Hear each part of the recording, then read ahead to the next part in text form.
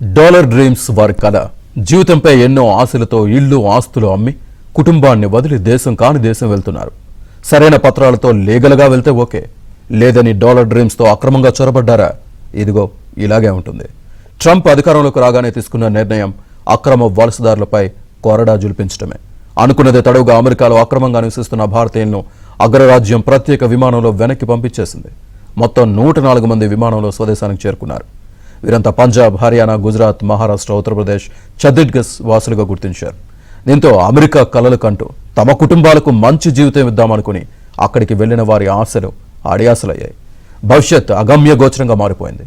America వెళ్లడానికి వారు పడ్డ నరకయాతనను కన్నీళ్లను దిగమింగుకుంటూ చెప్పుకుంటున్నారు.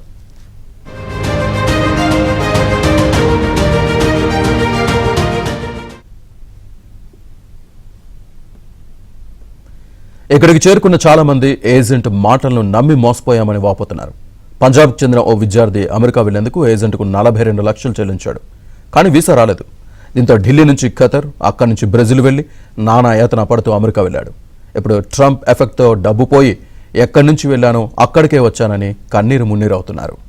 ఇక అమెరికాలో అక్రమంగా ప్రవేశించేందుకు చాలా మంది ఎంచుకున్న విధానం మెక్సికో సరిహద్దుల్లోంచి అక్రమంగా వెళ్లడమే. కొంతమంది భారతీయులు జనవరి 24వ తేదీన మెక్సికో సరిహద్దు వద్ద అక్రమంగా అమెరికాలో చొరబడుతున్న టైంలో పట్టుబడ్డారు. ఏజెంట్ చేసిన మోసం వల్లే తాము ఇలాంటి పరిస్థితిలో ఉన్నామని వలసదారులు కంటతడి పెడుతున్నారు.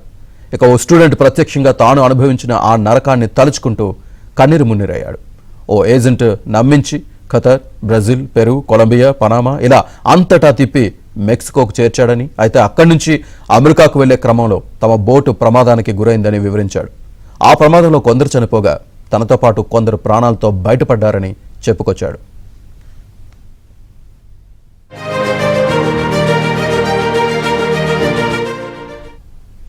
వాళ్లను కదిలిస్తే ఒక్కొక్కరిది ఒక్కో గాథ.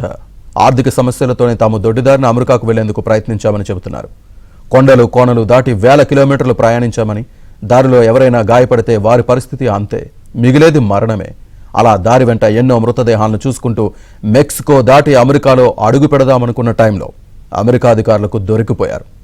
అన్ని వ్యయ ప్రయాసాలు పడి చేరితే ఇప్పుడు మళ్లీ ట్రంప్ నిర్ణయంతో తాము స్వదేశానికి చేరుకున్నామని చెబుతున్నారు.